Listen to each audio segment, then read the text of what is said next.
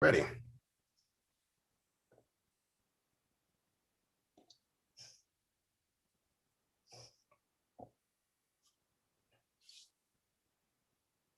Ready. Hello, everyone. Good afternoon. Happy Saturday to you all. Thank you for joining us at the Obsidian Theater Festival. This is our final week and our final Saturday pipeline programming. My name is Saray Daniels, and I am the Arts Education Coordinator for the Obsidian Theater Festival. And I'm so happy to be here with you all today as we discuss creating a sustainable arts ecosystem. And so I want to just give you a quick recap of what we've been accomplishing so far with the Sister Cities program, which is our educational arm of the Obsidian Theater Festival. We have been at it strong for 5 weeks now, again, culminating today with the final and fifth week. And we have been going from Thursday through Friday through Saturday, providing free educational content for youth and young adults all across the nation. And so just to give you some a rundown of our offerings, on Thursday, we offer conversations around barriers to entry for Black and BIPOC people when it comes to the industry at large, as well as providing behind the scenes looks into our directors and our playwrights who have been working so hard in providing the content that you all will be seeing this next weekend, March 25th through the 27th, for our theater festival proper. We have so many amazing playwrights who have lended their time and lended their talents to allow us to create beautiful art for the city of Detroit and beyond. And we're just so happy to engage in those conversations with them, as well as artists from across the world, on how do they navigate between their talent and the barriers that they've encountered and how they endured past them. And then Friday, we enter into our master classes, which I like to call our crown jewel, because we offer free classes for all youth and young adults who are participating for free 99. We offer and have been offering acting classes and technique. And we've also been offering dance technique as well, from artists all over the country. It's been really phenomenal to see so many of our young people logging on a Friday night when they could be doing anything else, literally anything else, but really being hungry for the content and ready to learn so that they can take the techniques and take the advice and move it further so that they can move themselves further in their careers currently and in the times to come in their futures. And last, but of course, certainly not least, we wrap up each week with our Saturday pipeline programming, which includes talks with directors of education from universities and colleges across the world and across the nation specifically, as well as talks with leaders of theater orgs in Detroit and beyond. We have been going all across the country this inaugural year for us, from Detroit theater orgs to Alabama, Birmingham City, to Atlanta, to Philadelphia. It's really been an amazing experience to be able to engage in these conversations to help provide a clear pathway for our students to take their talent into their future. And again, there's no right or wrong way for students of all ages to get to their ended goal, but our goal in providing our Saturday content is to provide context and information so that students have access points where they can enter into either colleges or theater orgs, or if they want to stay in their city or move to another city. It's our job and our responsibility here to make sure we provide those points of access for our students at no charge to them, so that we can support our arts educators all over the country and our art students as well. And so with that, I'm going to introduce our artistic producing director, Mr. John Sloan, who will be also introducing our speakers for the hour and our panelists. John, welcome. Hi. Hi, Saray. How are you? I'm doing great. I'm so happy about today's programming. I really am. Listen, man, it's been just a really fantastic 5 weeks. For those of you that Yes. are watching, if this is your first time and you don't know, this is just a supplement to the larger festival, which premieres next weekend. But in many ways, I know Saray and I have been working on this along with Lexis Sims, our associate artistic director. This has felt like such a, I think you said it, crown jewel in our programming. And I'm really, Yes. really grateful and excited. So thank you so much for your effort and participation. You're so welcome. It's my pleasure. So if you're just tuning in, or maybe you've been watching for the past month or so with us, then you've seen all the wonderful content that Saray has mentioned to you that we've been producing for these past few weeks. And today, our last conversation for now is featuring two amazing women, two fantastic artists and local icons really here in the city of Detroit, but also with some national recognition. Sam White from Shakespeare in Detroit and our own Rochelle Riley from the city of Detroit. Well, we know her from columns that she's written and being a journalist for so many years and an author, but from right now, currently in her position as the director of the city's Department of Arts, Education, Arts, Culture, and Entertainment. Let me get that right. Rochelle and Sam, why don't you come on up onto the screen? Hello. How are we doing this morning? Well, I'm great. And I have to tell you, the office that I call ACE has been called several things since I started it. We started as Arts, Culture, and Entertainment, and then I switched it to Arts, Culture, and Education. It's now Arts, Culture, and Entrepreneurship. And the mayor has said many times, you will call it any E that will get money. I said, that's the energy. That's what I'm talking about. So it's arts, culture, and entrepreneurship, because I need people to understand that we're talking about a creative workforce. And all of these folks that we are working on behalf of are doing these things to make a living. Even though what they're doing to make a living brings us joy, they are still, workers. They are small businesses. And so anyway, we'll get right into it. Well, you know what, Rochelle, that's a perfect segue for us to start. Because a lot of the content that we've been doing today, people that were watching our earlier content this afternoon at noon, saw a couple conversations, one with myself and Dr. Rashida Harrison from Michigan State University, and another with myself and an Emmy Award-winning producer, Rome Neal. And in both conversations, we were talking about what it is to be a Black artist, what it is to create Black art, and all of the different forces that push and pull on you, right? And so for the past few weeks, we've been talking about what barriers to entry exist in getting new work produced, in funding, and in financing. And Sam, I know that Rochelle is the venerable veteran of Detroit, but you also are a fantastic artist and a producing artistic director yourself, running Shakespeare in Detroit. So I'm going to start with you, if that's okay. Can you talk a little bit about your background, what got you to where you are, and encapsulated in that, any of the barriers that you might have seen in trying to build and create your own arts institution? Yeah, well, Detroit is my muse. I mean, I was born and raised in the city, right on 7 Mile in Greenfield. And so, and that's also the space and place where I was introduced to Shakespeare. My mama would give me books. I mean, you were at 7 in Greenfield? 7 in Greenfield, yes. I was at 8 in Greenfield. So we were like neighbors. I know. I'm sorry, y'all. I know. Right there. Yes. Yes. Greenfield. That's my, my throughway. And that's the space and place where I read books, read plays, was introduced to Shakespeare from my mother. And that's the space too, where I feel like I was most impacted as an artist. I wanted to see arts leaders specifically, because I've always sort of thought of myself. I love that Rochelle said the E stands for entrepreneurship, because I've always thought of myself, even as an artist, as an entrepreneur. And I would always be somebody who would look behind the curtain when I looked at arts organizations as an actor.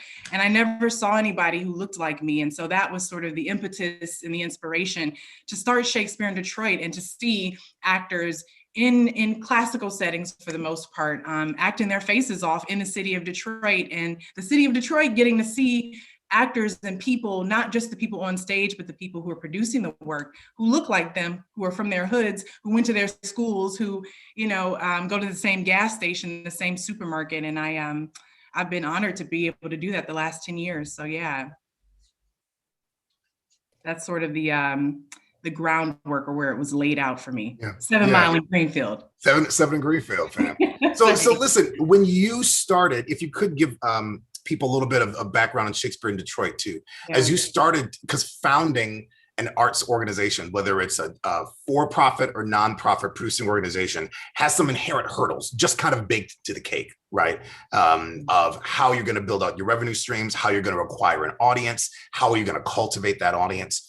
Did you find any, well, first of all, what hurdles did you see as you were building out that aspect of your career? And did you find that they were correlated sometimes to gender or ethnic bias? Absolutely, John. Yes. We had been producing a bunch of small shows in 2012, but we wanted to do a larger production in 2013.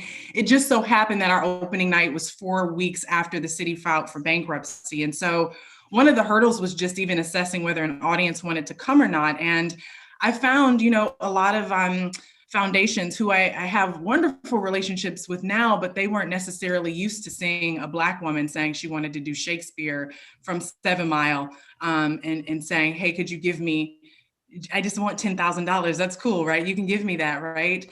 I often found that those sort of foundational doors were shut for me. And so I literally, at one point, went door to door collecting funds from people that I knew from my neighborhood, from family members, from a couple of entrepreneurs in the city, and also I ran into a person I call my fairy theater godmother, Ngia Kai. And if anybody knows who Ngia is, yes, she is the arts goddess. She found me. I feel like it was divinity that she ran into me, and we needed an extra $3,000 to make our first show happen, and she found that money for me.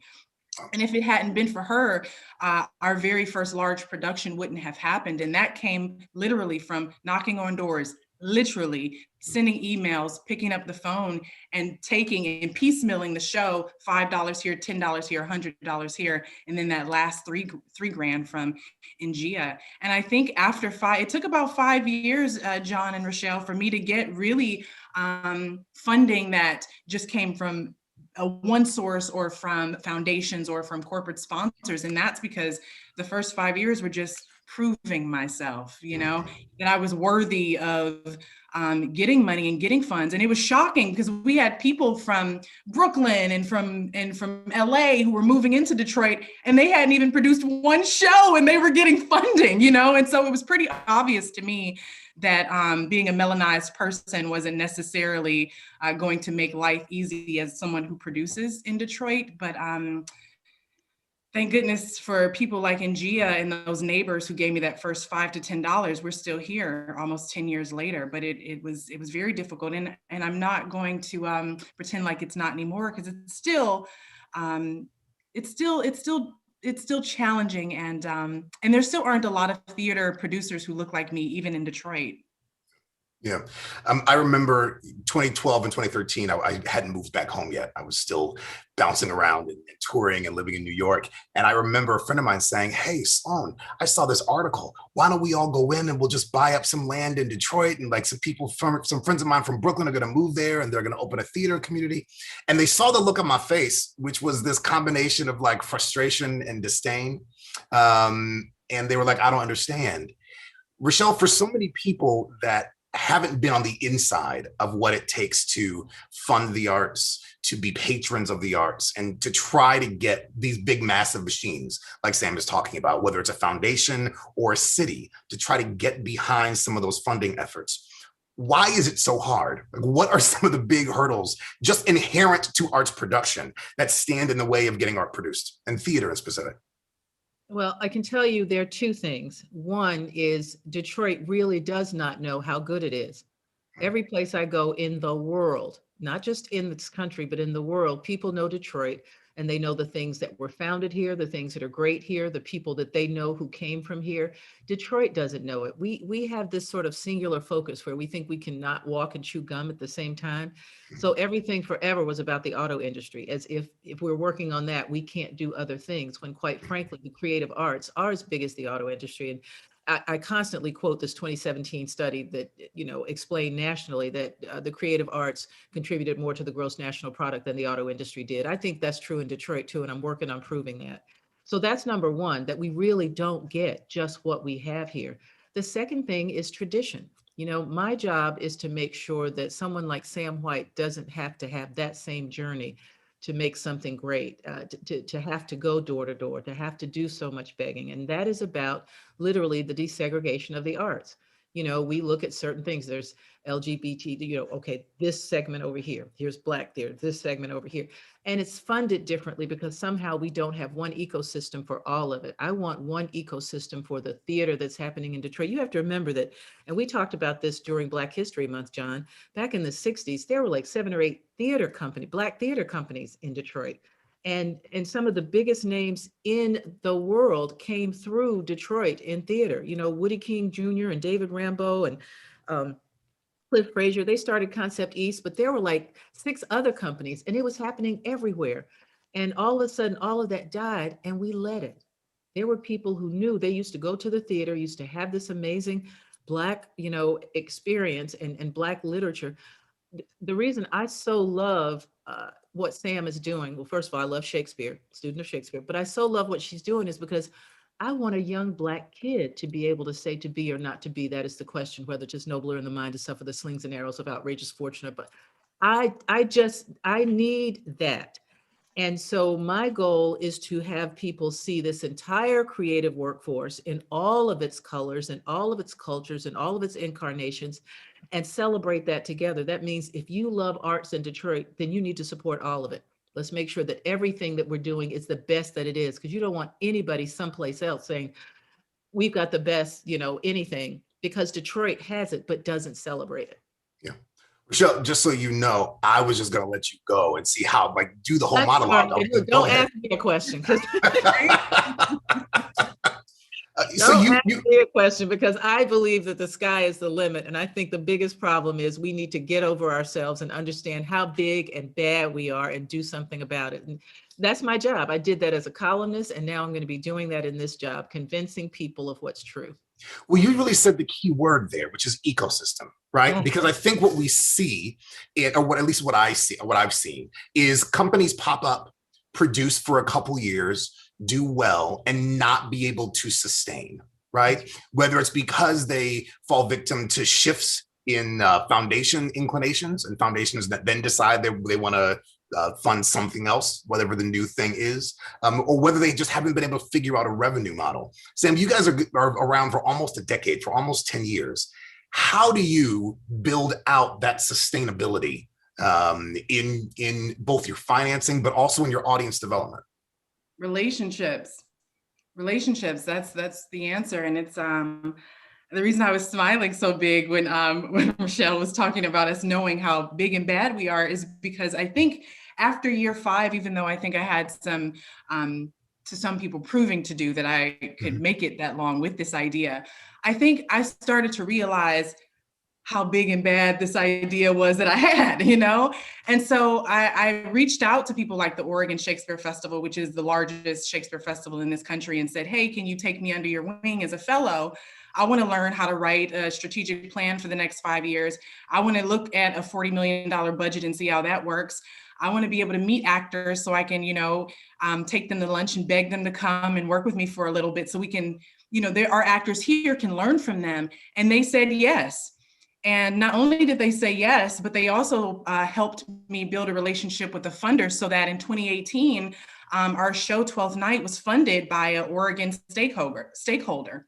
Wow. And so I found that going around the country and talking to larger theaters has been incredibly meaningful for our sustainability. One of the things that I'm really excited about and I'm hopeful for is that at some point Detroit will have sort of a mothership, a Goodman Theater, an Oregon Shakespeare Festival, one of those large theaters that has the capacity, the network, and the resources to incubate new playwrights, incubate producers like the Oregon Shakespeare Festival did for me, train actors and directors in conservatory, because those things are so meaningful for longevity. And while I have to travel to be able to sometimes get the funding necessary to continue, and I think that's been a big part of why we've been around so long, it'd be great to just stay home and have sort of that larger infrastructure where the smaller theater companies like Shakespeare in Detroit and like other theaters in the city can sort of have as a place to incubate, become better, and sometimes to write a check, frankly. And so I think that has been sort of a great conduit for us. And the other thing is that media here is so generous. The Detroit Free Press, the Metro Times, Channel 4, Channel 7, they've been so kind in allowing theaters, and I'll speak for Shakespeare in Detroit, space to tell our story. And everybody watches the news, and so you have these foundation leaders, these board members, corporate sponsors who are watching the news. And if you, I think, tell your story and make that story matter for people, that also lends to sustainability and for you being around for a decade, because there are so many organizations like Strategic Staffing Solutions or like a Deloitte that want to do good. They just can't make that connection if smaller organizations aren't out there telling their story so that that relationship can happen. So, and then I've also found, like, John and Rochelle, I don't ever stop talking about Shakespeare in Detroit, literally, because you never know who you're running into. The thing about Detroit, which keeps me here, is that everybody has each other's backs. Like, that's the thing. That neighborly, like, Southern flair that we have that Rochelle talked about is real. And so I have had situations where I've been at the library talking to the librarian about what we had planned for the next, because librarians love Shakespeare and books and all of that. And they said, you know what? Hey, my nephew works at this business, and he's actually the person who chooses where our grants go every year. Can I introduce you to him? You absolutely can. You absolutely can. And that's what goes back to what Rochelle said. We have to know how big and bad we are and how great our ideas are and how robust our talent is, and tell everybody, because you never know where those connections come from. And the thing about Detroit is, yes, we are cars and everybody drives a car. You know what I'm saying? And so when I go to the Oregon Shakespeare Festival and I meet somebody and we take a ride in their Ford or their Chrysler to lunch, I'm like, Ford is just 20 minutes away from where I live in Dearborn. And, there's a lot of great artisans at Ford. And where else there's great art and artisans and crafts people in our artistic infrastructure in Detroit. And so I hope you'll drive your Ford down to the airport and take a flight to Detroit sometimes. Just really connect people with this city, because this city is so bomb. And I think we don't know it. I mean, we really don't know it. I have so many artists, and then I'll shut up, John and Rochelle, but who are talented, and they keep their talent to themselves. Yeah. They don't promote their websites. They don't talk about their social presence on social media. They've never emailed an Ngia Kai to even let them know that they exist, and they're missing out on so many opportunities. So I think it's knowing who we are, bragging about it a little bit. We've been humble long enough, but also, thinking about and dreaming about that larger infrastructure that I do think we will have one day, now that we have an ACE office, because we never had one before. I think that we're going to live in that space. In the next 10 years, I'm really confident that that will exist. And theater companies that are even younger than Shakespeare in Detroit will have something to cling to, like I did at the Oregon Shakespeare Festival. I don't plan for it to take 10 years, just so you know. Yeah. Thank you, Rochelle. That's good. I believe it. Listen, and I know we're all trying. So we've had Gary Anderson from Plowshares Theater. He was a guest earlier, along with Courtney Burkett from DPT and Leah Smith from Detroit Rep, in trying to talk about what it takes, right, to build up a solid theater company, theater system. We also went down to the to Kenny Leon's True Colors and talked to Jamil Jude, who's the artistic director down there, to make sure that we're getting as many perspectives as we can. But it seems like a lot of what we're talking about is narrative control, is about our own story and what people do and don't believe about this city. When we started to get ready for Obsidian, right now we've got around 100 some odd people on payroll to produce this festival. And I remember talking to friends of mine in New York and LA who said, so are you bringing people in for this? Are you like flying in a crew? And I said, no. You're not flying anybody from New York or LA to work on this? And I said, I mean, like maybe 1 or 2 people if I have to, but no, we're staffing locally. And their minds were blown for a second, because they know I'm from Detroit. They know other friends of ours from Detroit and that we have talent and we've done things and stuff and, been on Broadway and toured and blah, blah, blah. But they have a perception of us as a city that did not think that we could do something this large, that we could produce at that level. And I'm wondering, because it sounds like, Rochelle, what you were saying and Sam was agreeing, is that some of us have bought into that. Is that some parts of the city have at least resigned ourselves to the fact that we can't accomplish, that we can't build a Goodman Theater or a Guthrie or a paper mill here. How do we go about starting to change that perspective? How do we go about, is it a door-to-door? Is it media campaigns? Like, what do we need to do to get more of us on board with this ultimate vision? Change it. It is that simple. All of those people who answered the door when Sam knocked know that she's doing something great. That's not a one-time thing. That's not a one-off and, oh, good luck with your program. We need to embrace what we have here and support it. That means every company. There are like almost 50,000 Black businesses, Black small businesses. A lot of them are one-person businesses. Every single one of them ought to have some skin in the game to make this happen. Every white business, every corporation, every school, every library, every family. If we want this, remember Field of Dreams, if you build it, they will come.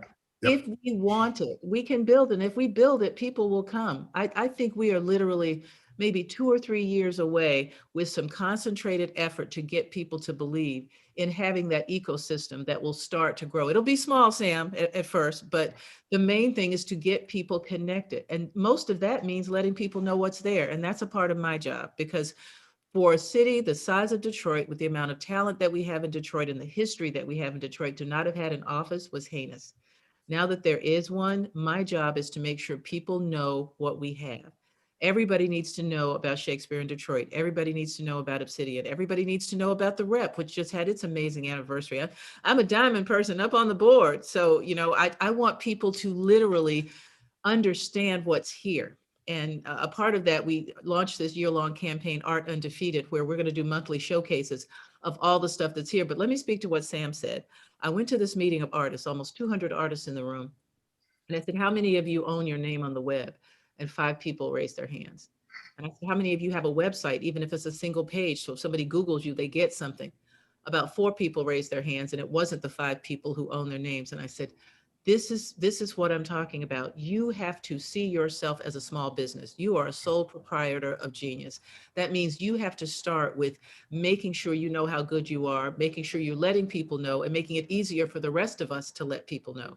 If I can do that, and that's one of the things we're doing as well, thanks to the Kresge Foundation, we're having monthly entrepreneurship workshops where we teach people everything from how to own your name, how to have a website, how to be a sole proprietor. So when they offer PPP to folks who aren't just big businesses, you can get money to help, tide you over. We did do those $500 rapid relief grants, but that wasn't enough for 1 million people. There's so much that needs to be done. We have to figure out what's first, and what's first is the branding and the claiming, and making sure that everybody feels like, yeah, I need to be a part of this. Yeah, that this is ours. This is something to be proud of. And if we all jump in on that, then the next thing is, okay, put your money where your mouth is, because we ought to have a theater. It ought to be called Woody King Theater. We ought to have festivals every month. And quite frankly, I should not have to beg for money for anything, which I do too. Let me tell you, Sam, knocking on doors, and I don't care where I am. I can be in a lift, I can be on a street corner. I was driving literally to the Masonic Theater because they had a beautiful Duke Ellington concert. And there was a brother selling art on the side of the street like you would sell newspapers or ask for money. And I yelled out my phone number and told him to call me so we can put his art online to sell. We have got to own every bit of genius in this city. Okay. So if we're talking about narrative control being one piece, right? Like, how do we control our own story? And if we're talking about funding and financing, be it from private donors, corporate sponsors, businesses, foundations being another piece, then to me, I feel like that third piece is the actual space, like the venue itself within which we have to produce. We have so many buildings around this city that are beautiful, but there aren't a lot of theater companies that actually own their own spaces, that have their own venues within which they can produce, where they can use that as additional revenue, and they can open their doors to their patrons. Rochelle, you're about to jump in, go. So you see them as separate. I see them as same. Imagine the ecosystem as a theater: center stage, left stage, right stage. You cannot have one without the other. You cannot control your narrative if you don't have the money to do it. You cannot really control how you present your narrative if you don't have the space. I don't want to separate them. I want people to understand we need all three. So if you want us to own our story and tell our story and be a part of making that our mission, we need all of it. So then where, so yes, so I am not disagreeing with you at all. I think for me, my brain goes, okay, so how do we tackle all these issues, right? I got to go get the funding in order to get the space. But in order to get the funding, I got to make sure that people know who I am and that they respect my work, which means now I'm going over here and trying to produce more work, which means now I need more funding. And you have a lot of artists that feel like they're chasing their tails the entire time. You're doing chemistry while I'm doing simple math. What you tell people is to fund the narrative, fund the story. I need you to write me $1,000 check to tell our story. I will worry about how to spend it on space and on people and on, somebody to write the book. But I need them to fund the fact, fund the idea that this is what we're trying to do, fund the ecosystem. If I can get people to, there are people who could afford to literally, we could get all the money we need for everything we need. Shakespeare in Detroit would be funded for 10 years. My mission would be funded for 10 years. Obsidian would be, if we get people to understand that, don't focus on these individual things where you want to write $100 check here or $100 check here and don't think about it for a year. Fund the narrative, fund the mission. That's what I'm trying to do. I want people to fund theater. I want people to fund the arts. Then people who know what to do with the money can then say, okay, well, this piece, give me this and I will do Shakespeare. Right. You will say Obsidian will do this. Plowshares, which, I mean, until Obsidian was the only Black theater in the state, but had to move 6 times over the past 30 years. That's ridiculous. We should be embarrassed. I love your story, Sam, about connecting with Oregon and somebody who can show you how it's done. But somebody in Oregon funding something as great as Shakespeare in Detroit, even a single show, that should be embarrassing to us. How dare somebody else have to do that? People should say, oh my God, we can't have that happening. Wait, let me write the next check. So I'm trying to get the bigger picture out that we need to fund this mission. If you believe in arts and culture in Detroit being the best, take it seriously. And so go ahead, Sam. And John, and I just wanted to say that's so true what Rochelle is saying. And it's so big too, for 2 reasons. The first reason you have to be focused on the vision is because you're right. There's been so many theater companies who have come and gone 2 years, 3 years, 18 months even from burnout because you're focused on, I got to get this building. I got to raise $6. I got to find some actors. I got to find 2 costumes and 3 pairs of shoes. I mean, that running down that list is exhausting within itself. It's not sustainable as a human or as an artist, but it's also not what businesses want to hear or foundations want to hear. If you're talking about a building and that's separate from your vision, mission, and purpose, then they're not going to write you a check anyway, because the vision is where that's the thing that's going to lead you, the next 10 years and 20, 30, 40, 50 years. And that's how they know that you're building for capacity and not just to survive the year. And so like Rochelle said, you have to be focused on the vision for your own sustainability, your own sort of survivalism, and hopefully this is a word I'm making up, thrivation. but also just in the spirit of being a professional fundraiser, because even if you don't have most of us small theaters, we don't have a development team, right? You have to be your own development team as the artistic director or the founder. And when you go in and you ask for a motor company for $50,000, you saying, oh, because we need a building is instantly going to get you well, thank you for coming and, have a great day. But if you say, hey, our vision is to positively impact the economic infrastructure of the city of Detroit, then they're going to say, okay, let's keep talking. Here's $50,000. And next week's conversation will be about an additional $50,000. So it has to be about the vision. And I think that's, I just wanted to point that out. I think that's big what Rochelle said, and we need to hold space for it because Detroit has been so focused on surviving, for so very long, because we have been through some things, but yes. We've been 1 or 2. Yeah. But the thing that has made the artists here so resilient is that they have the vision, but it's been pushed aside for just the survival of, I got to get this one show done. I got to have this one gallery opening, instead of looking at the big picture. And we got to start looking to the big picture, especially post-pandemic. I hope that our vision takes the forefront rather than our survivalism. It will. And let me just add one more thing, John. I know you have many questions, but thank you so much, Sam, for that affirmation. I am trying to train people to ask for funding for 10 years of restoring the pipeline from Detroit theater to Broadway or creating a new Broadway. I want people to say, we want to provide 10 years of arts education for theater students so we can create new producers. When you're doing that, you're asking for millions. Part of that millions means creating the space where they will do it, the space to bring in the people to teach them. You have to start with the bigger. Folks are afraid to ask for big stuff. I've been asking people for 50 and $60 million because that's what I need. Now, if they want to give me $1 million, okay, we'll start with that. But understand that what you're doing is putting a down payment on something much bigger. I can't ask for a building or ask for something for one company. What I'm trying to do is create a whole ecosystem. So I'm keeping my eye on the clock because I feel like the three of us could just sit here and talk about this for a couple hours, right? What I'm wondering is for the new producer, for the person that's sitting at home right now that wants to start their company, that has been working in a pickup dance company for a few years and wants to be able to get everybody up and running, right? What we're talking about right now is as three fairly successful, if you don't mind my saying so, individuals in the performing arts industry that run their own businesses or institutions or work for the city. What does that person do? What is that person that's sitting there going, but I'm not there yet. Like, I haven't started my own thing yet. I don't know like what the next step is. We're talking about raising millions of dollars and owning my name. I don't know how to do that. How does that person take what we're saying today and put some action items behind that to start building towards their vision?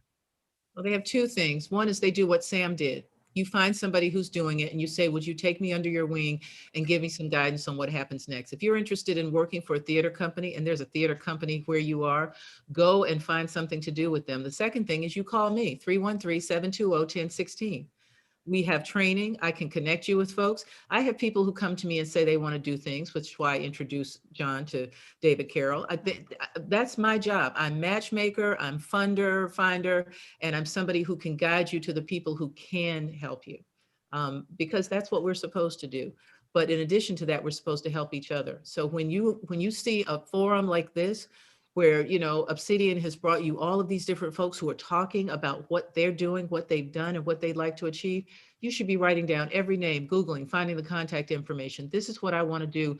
What advice can you give me? You cannot sit around and hope somebody will drive by your house saying, here's a book that can help you, figure out what to do next. You've got to be very aggressive. Yeah, and Sam, before I go to you, I just think it's important to point out that the reason that Obsidian is happening is because Rochelle Riley picked up the phone and called me and said, hey, there's this other guy that you don't know, and connected me with David Carroll, who runs Nicely Theater Group. And he and I started talking, and this project grew out of that relationship. And if it wasn't for that connection, it wasn't for that trust, then who knows if this project will be even happening at all. What do you say to that person, to that new producing artistic director, to that new business owner? And tied into that, because of your personal story, how important is mentorship in being able to move that ball down the field?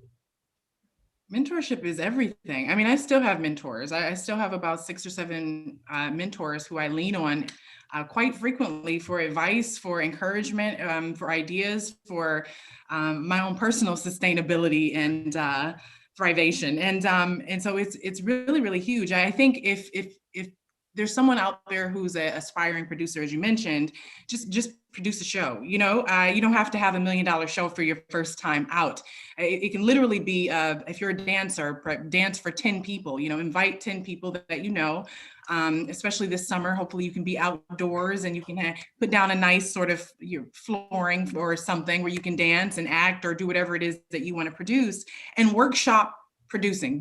Workshop the idea that you're sort of aiming for. Invite those 10 friends and say, okay, what did you think of the show? How do you think I can make it bigger? And take down those ideas that they all have. Begin with these small workshops. We had our first big show in 2013, as I said, but in 2012, we were doing shows for about 10 to 15 people. We were workshopping the idea of Shakespeare in Detroit in hospitals. I knew that people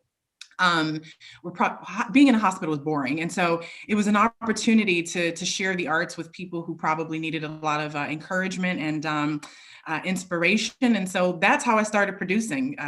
5 actors and performing for people at Beaumont, mostly kids, and then babies from like 3 to 12 at Children's Hospital. And we did that for about a year until I understood sort of what it took to have, a show. And then after that, the shows got bigger and bigger and bigger. But I would say just produce a show. You can produce a show for free.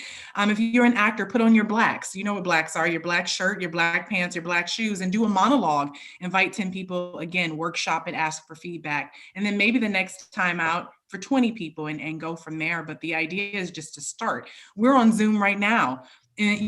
create a Zoom account for free for 30 minutes, and invite all those friends that you keep telling what you're eating for lunch, ask them to come to your first Zoom produced monologue competition and host that.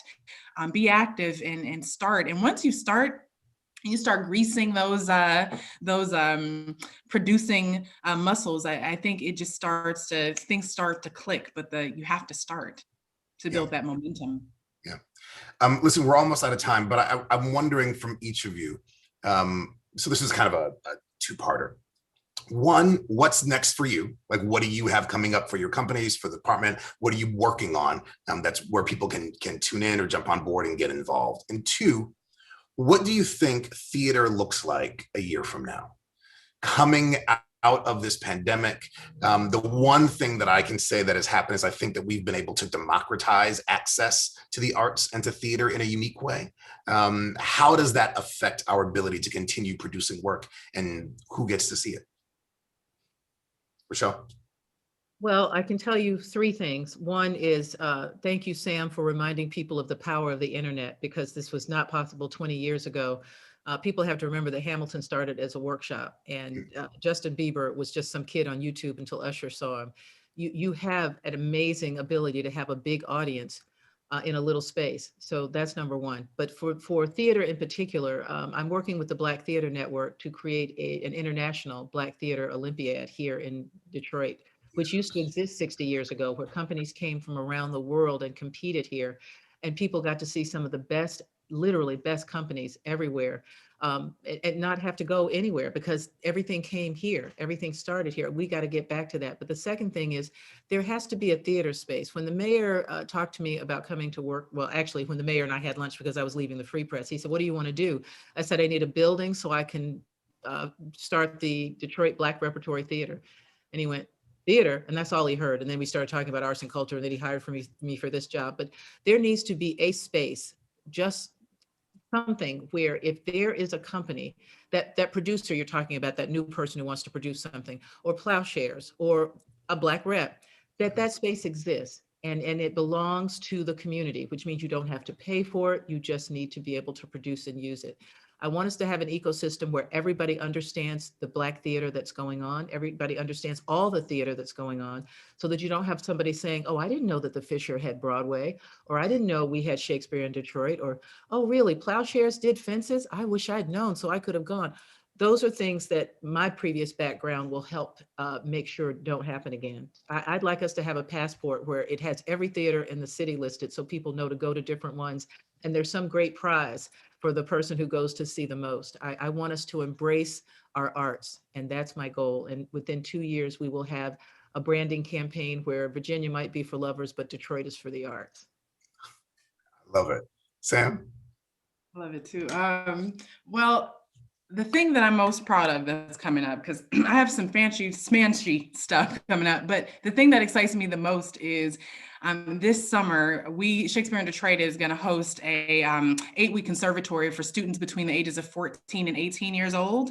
And we're going to be preparing for a production of Romeo and Juliet, but the curriculum includes, the curriculum is conducive not just to classical text, but also modern works, because verse and prose are things that writers write in regardless, right? So voice and text, stage combat, dance choreography, dramaturgy, and ultimately producing a filmed production of Romeo and Juliet. And if I could just give a little shameless shout out, the Max M. and Marjorie S. Fisher Foundation made it possible so that all of the students who participate and successfully complete our conservatory at Shakespeare in Detroit, which is going to be on the Marygrove campus, they'll all get $1,000 grants for participating successfully in Romeo and Juliet. And it's exciting, because if you're in DPSCD, Detroit Public School Community District, you have to read Romeo and Juliet. But Romeo and Juliet was not meant to be read, it was meant to be played. And so we're excited to introduce it to teens, Black teens in the city. And the director is me. And so, oh, by the way, which is another really awesome thing, I think people always talk about how white Shakespeare is. And I'm like, as far as the kids in Detroit are concerned, it's a Black lady, because the person who's introducing it to them has been me the past decade. And what does theater look like in a year? Well, I think I totally agree with you, John. There has been a democratization of access. But what I'm also hoping for is that there has been a demolization, a demolishing of some of the hierarchy and bureaucracy that existed before COVID-19. And so I'm hopeful that Black producers, Black directors, not just the people you see on stage, because it's wonderful when we can see Black actors, and we need to continue to see Black and all BIPOC performers, but I'm talking about the people who are making the decisions at the arts organizations. I'm hoping that funders will be more supportive of leaders who look like me, and specifically BIPOC women, because that's another sort of challenge or limitation that has often popped up in my journey, and I'm sure not just mine. And so I think when we come back, especially because absence makes the heart grow fonder, people miss theater, they miss the arts, they miss us, right? So I think ticket sales are going to be just like off the hook, and people are going to be lining up at our doors, and not just theater makers, but at galleries and at museums. And I qualify restaurants as being a part of our family as Absolutely. well, because they miss us so much and we miss them. I think it's going to be a beautiful reunion in Detroit for all of us who make beautiful, gorgeous, tasty, interesting things that make this city as cool and as dope as it is. And so I'm really hopeful that I don't want to go back to what it was before COVID-19.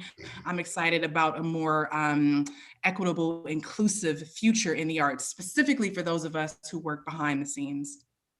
You know, I just want to thank both of you for taking your time to be here today. If you're watching and you are not from Detroit, you're probably sitting at home being like, I want to go there.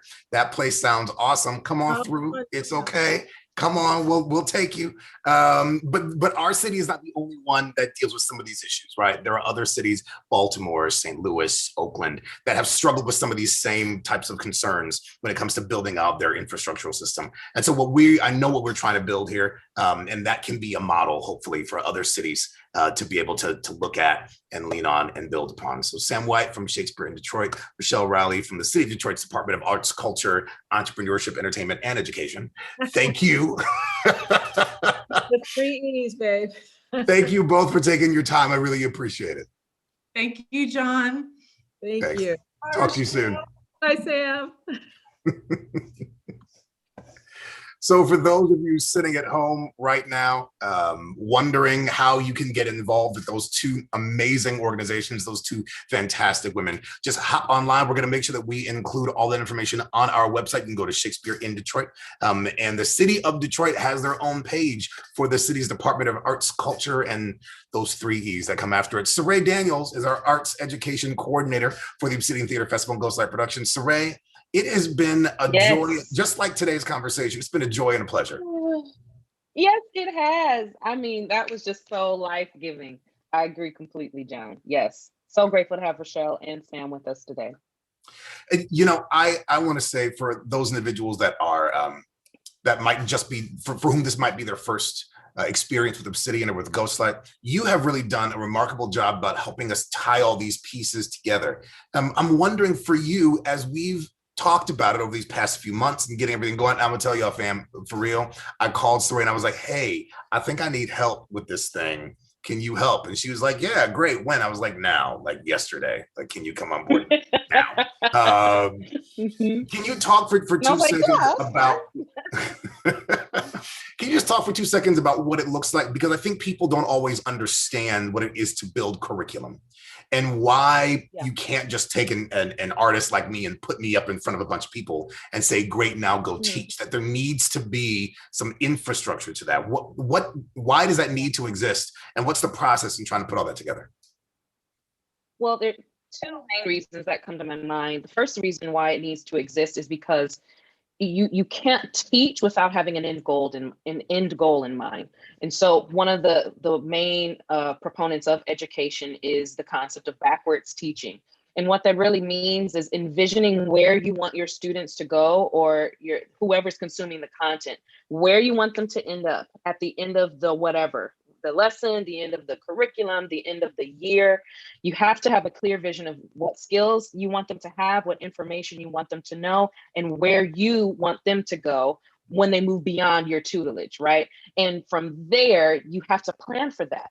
And so it's great to be a performer and to know the skills and techniques innately in you, and you being, functioning and thriving off of that synergy that naturally comes about when you're teaching students and you're engaging them, and you walk away, with those experiences like, man, that was great, that was awesome. But what often is missing is that track, that consistency, that we even talked about earlier in that conversation about theater culture in Detroit. Is education helps to build that consistency, so it's not just a one-off, but also that the educational experience that our constituents are receiving is comprehensive. And it's not just a one moment type of thing that we all kind of get high off a little bit as performers and artists, but it's grounded in reality and grounded in goal setting and a finished destination where you want yourself as an educator to be and to grow into, but particularly for your students. The second thing that is really important is to really understand what students need. That I think that this year has been phenomenal in us learning more and more about what students need when it comes to equity and even in scheduling, right? And so we have a lot of conversations that we have had and that we're going to continue to have in terms of what is it that students really need, because it's easy to assume. And it's easy to think about, oh yeah, when I was 14, this is what I wanted. And then you build from there. But you have to realize it's like, I wasn't 14. I was 14 like 20 years ago. The 14-year-old that I was then is not going to be the same type of 14 or 15, 16, however year olds that we're going to encounter now. Their needs are different. Their makeup is different. And so it's really important to understand those needs so that you're not just creating a curriculum that's goal-based, but also is equity grounded and grounded in differentiation, which basically means you're giving multiple opportunities for students of all demographics and all types of needs to get what they need from one lesson or from one curriculum that you're teaching. So yeah, those are the two main things. And I just thought of a third one and then I'm done. The third thing is relationship building. The main thing that's really important as an educator, and I think anyone with a lofty goal such as the Obsidian Festival, right? Obsidian Theater Festival that we're still working on, like our Sister Cities program. So it's a shameless plug. Our Sister Cities program has officially ended, everyone, and our Obsidian Theater Festival proper comes next week, March 25th through the 27th. So please make sure you sign up and register. And now I'm out of that ad space. But the really main thing, Rochelle and Sam talked about it in depth, is building those relationships. You can't really move forward as a community or even as an individual if you don't build those relationships. Mentor of mine, and I've said this before, to you, John, has always stated a mantra that I try to keep dear to my heart, which is, if you want to go quickly or you want to go fast, go alone. But if you want to go far, go together. And so the going together is more challenging, of course, but it's worth it because you're going to get to your intended end, right? The vision isn't dependent upon one person's hands and feet and eyes and vision and all of that.